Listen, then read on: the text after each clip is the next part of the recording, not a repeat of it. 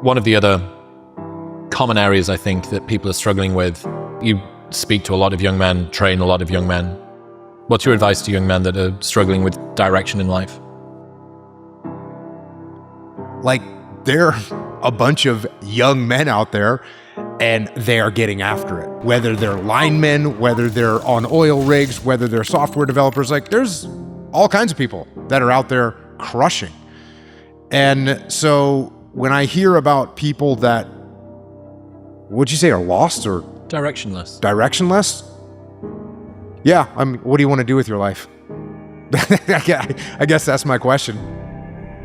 What do you want to do with your life? Because you got one life. It's going by quickly, and this is something that years ago I spent a good chunk of my 30s training MMA fighters.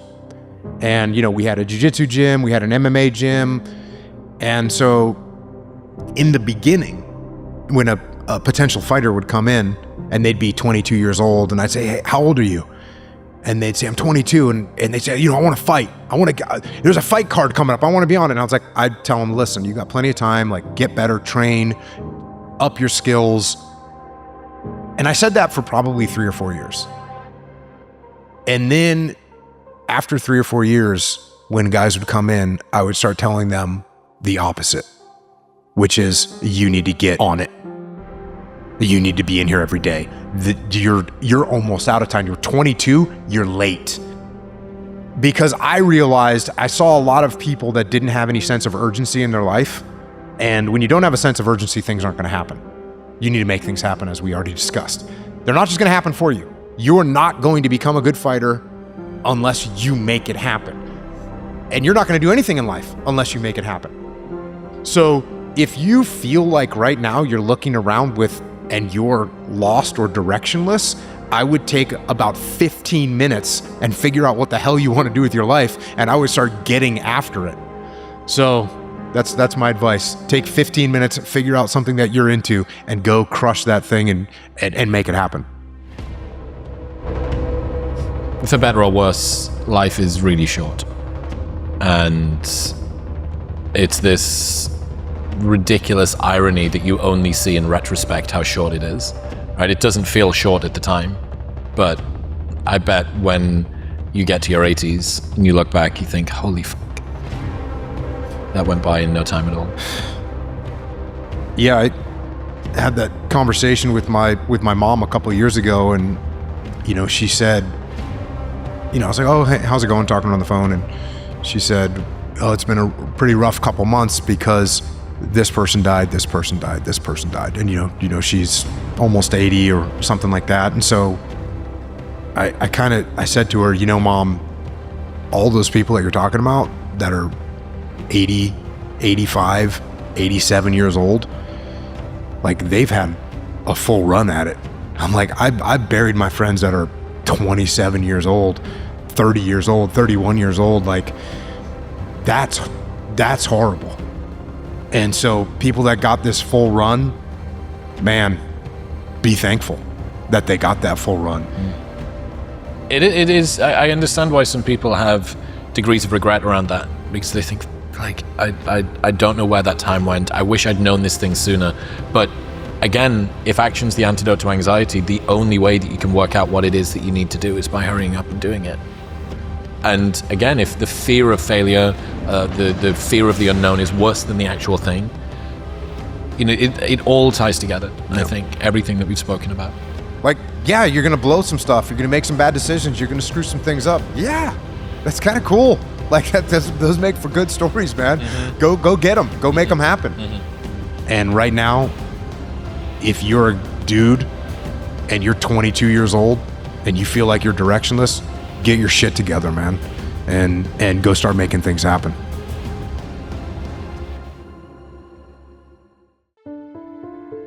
You spent a good bit of your career in situations that would cause most people to feel a ton of fear. I think that fear is related to this confidence, conviction in my decisions. What have you learned about how to deal with and overcome fear? Go. When all that fear that's in your head all the what ifs and the scenarios that you create inside your own mind that are way worse than anything that is actually going to happen, they all disappear when you go. That is the moment that can last 1,000,000 years, is waiting to go. And I found I'm pretty good at it now, where, I'm like, oh yeah, I know what that is, and I'm going, and then that's it. And once you go, driving, even, speaking of being in combat, if we were driving to a target and so you're going to go hit a target somewhere, and driving to the target, the closer you get, you're thinking about all the things that go wrong, all the bad things that are going to happen, all this stuff. When one of my guys gets wounded, what if they have IEDs in the yard? Like, there's a bunch of things going through your mind. Once you stop, get out of the vehicle, all those things go away. Yep. And you're doing the thing, and you're not worried about it anymore. And so let's just go. That's the answer. So action is an antidote to anxiety then. Man, action's an antidote to all kinds of problems. Yeah. Even going back to the obstacle course, which I think the tallest obstacle on the obstacle course might be the cargo net. I don't know how tall it is, but it's tall enough that you are not going to be in good shape if you fall. And you have to climb up the cargo net, and then you have to go over the top of it and then climb back down the other side. If you're freaked out or you're scared, you're going to get stuck there. And there's guys that do get stuck. They don't climb over the top of it. Not a lot, but there's occasionally guys that it's not happening. Mm. So the longer that you sit, you hang on and look and stare and contemplate the chances of you falling off, it doesn't get any better. So eventually you just throw your leg over and get over that damn thing. So I think I probably just experienced it enough and was cognizant enough to recognize that at some point, oh yeah, this feeling of caution and fear and all that stuff in the back of my head, yeah, I just need to get rid of all that and just go. It seems to go away when I move toward it. Yeah, it does go away. I imagine it's all well and good saying good decisions beget good decisions. You've got this infinite domino tumble that helps you to keep the momentum up. And yes, it is your responsibility to deal with the repercussions of the decisions that you've made, including the string of bad ones for the last quite a long time, if that's the situation that you're in. But it's not particularly reassuring or comforting, I don't think, to somebody who's in the So what would you say to someone who's going through a bad month or a string of bad months and doesn't see any light at the end of the tunnel? What are your options? Okay, you're upside down financially, relationship went south, you got whatever those things are, your credit card debt is up, you got fired from your job. Okay, you're in a terrible situation. What are your options? What you have to do is, you kind of have to prioritize and execute, right? Okay, I got all these bad things going on in my life. What is my biggest problem right now?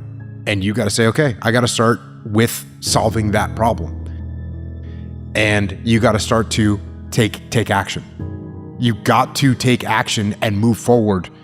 And if you don't, the downward spiral doesn't end. And if you allow it to continue to go down, that's where it's going to end up. And so you just have to, what are my options? Abandon the whole thing? No, that's not the option. That is not the option. How do you deal with the tension of feeling that other thing pull away from you, right? You know that you need to focus, and you know that by focusing on one thing, another thing is going to start to drop away. But the classic overachiever mindset is, everything needs to be growing at all times. So there's an emotional pain at watching something stagnate or watching something fall behind. How do you try and navigate that? You just have to figure out what the priority is. And at certain times, certain things might be a higher priority right now than it is at some other point, and something else picks up, and sometimes the family needs to be the priority, sometimes the business, sometimes the other business, sometimes the health. You're just going to have to weigh those things out and recognize that you can't do them all simultaneously at the same time all the time. It's not going to work. So you got to figure out where you're going to make some compromises, we're going to make some trade-offs. What do most people misunderstand about discipline equals freedom? If you give up a little bit today, like you can't get it back. Like if you skip a workout today, there's no possible way to get that back. When you let something go, it's gone. Rome wasn't built in a day, but Rome didn't fall apart on a day either. It didn't fall apart because of one thing. It falls apart just a little bit at a time. Yeah, nobody gets fit overnight, and nobody gets fat overnight. Either. Exactly. You can't submit. You can't submit. You have to get in there and keep it going. And I know the results of not doing the thing are not good. Yeah, I mean, I enjoy doing these things. I enjoy working out. Do I enjoy working out every single day? No. And that's when it's like, oh yeah, but I know the results of the long run. I don't know. I think it was pretty simple to understand. I agree, but it's with simplicity comes an awful lot of opportunity for people to. Yeah. I guess there's always people that, you know, as they're trying to fish for a contrarian thing to say, which I think you kind of have to fish for it. I think you have to work for it to get with that statement. I kind of get the sense as well with that story about not wanting to go to the gym. I do think that that's the difference between discipline and motivation. Motivation. I didn't want to do the thing. Discipline. I did the thing in spite of not wanting to do the thing. Look, I've said many times, you can't count on motivation. Like it's not going to be there for you. Yeah. Or it may, but it may not be. And it's lovely when it comes along. If you wait for it to be there, you might be waiting more than you should.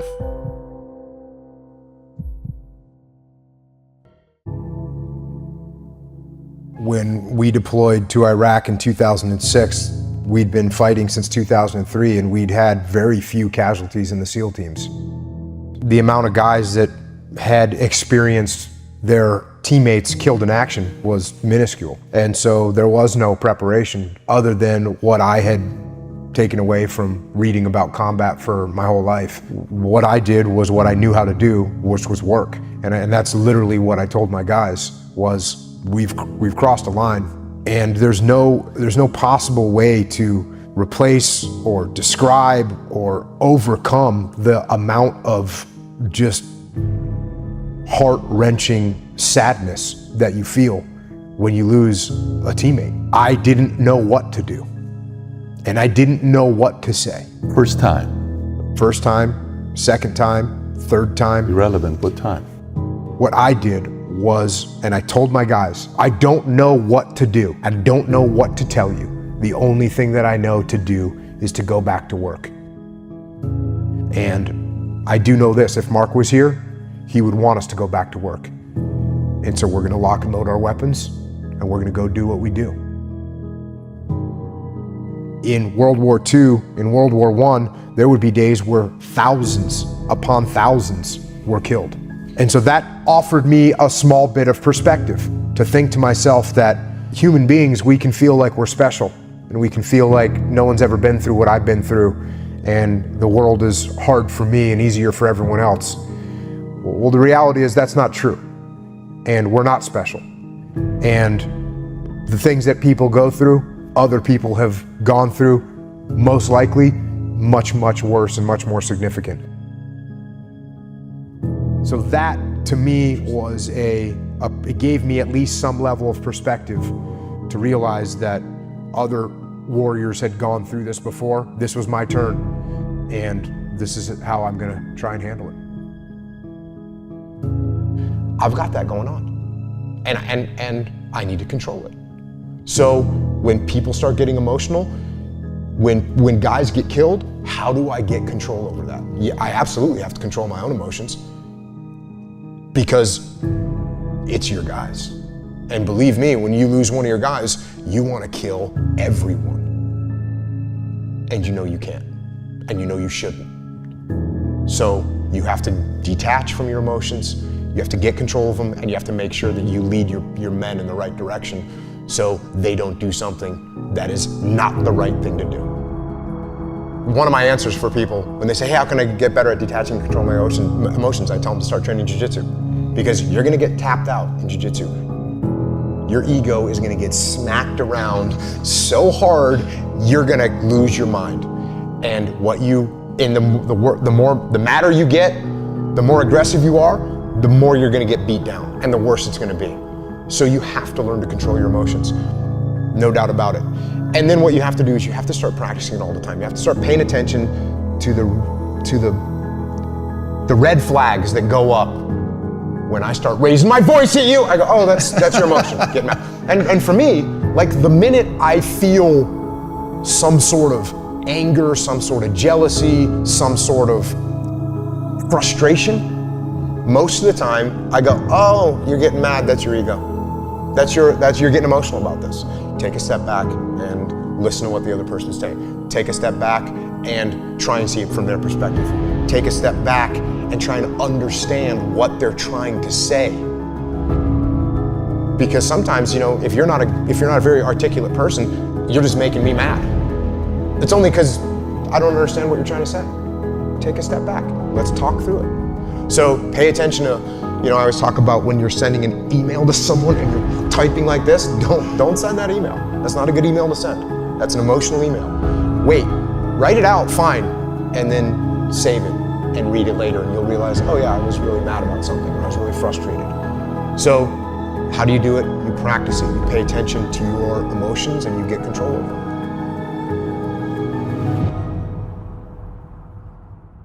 Can you teach that? Let's go.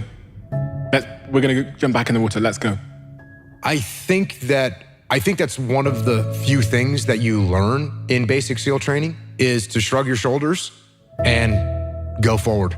What you learn to do is, okay, I'm gonna go forward. I can't get out of this. I'm gonna go forward. I'm not gonna quit, so I'm gonna go forward. Bring it on. So if you lack the discipline to exercise and eat healthy, you will end up being a slave to disease. If you lack the discipline to work hard, save your money, you will end up a slave to finances. If you lack the discipline to manage your time correctly, you will end up with no free time. If you have self-discipline, if you have the discipline to save your money and work hard and invest your money properly, if you have the discipline to manage your time correctly and not waste a bunch of time, if you have the discipline to exercise and eat healthy, you will end up with freedom. You've got to be aggressive to make things happen. I mean, if you're not aggressive with things, they don't happen, they don't move. So you're always learning and growing, and I was always learning until the day I retired. And people can actually confront the fact that this is all because of me, and it hurts, but is also unbelievably empowering, because if these problems are because of me, then I'm capable of fixing these problems. So even though extreme ownership hurts and is painful, it's also liberating, because now you have control over your fate and over your destiny, and that is a glorious thing. I'm not saying take your emotions out of the calculus, but they have to be one component of your calculus, not the whole equation. The equation has to include emotions, yes. Logic, yes. Future, yes. Goals, yes. Family, yes. Work, yes. Finances, yes. All those things have to be in the calculus. Emotions has to be a part of that calculus. You can't pull them out of there or they'll bite you. But you can't make them the overwhelming denominator of everything that you do, or it's going to be problematic. Extreme ownership is, this went wrong, this failed, didn't accomplish this, and it's not the fault of my boss, it's not the fault of my girlfriend, it's not the fault of my parents, it's not the fault of the weather, it's my fault. And I'm going to take ownership of it, and I'm going to fix it. That's what extreme ownership is. And this is a very difficult thing to do because it hurts. Because when you look around at your life and you look around at your job and your financial situation and your relationship and your physical health, and when you look at all those things and all the problems that you may have with those things, and you say the reason I have all those problems is because of me, that can hurt. That can sting. And a lot of times our ego rejects that and makes excuses and lies. And then we don't have to change anything. And then nothing changes. So again, I would love to be able to, give you this profound anchor that people need to have. But it's like, oh, do you want to do this or not? Which is what I think a lot of it boils down to. Do you actually want to do this or not? Do you actually want to do this or not? Because if you actually want to do it, what's going to stop you? Nothing. And if you don't really want to do it, what's going to stop you? Just about anything that comes up. Just about any obstacle that gets in your way becomes an excuse. It becomes a reason. It becomes a rationale for not proceeding down that path.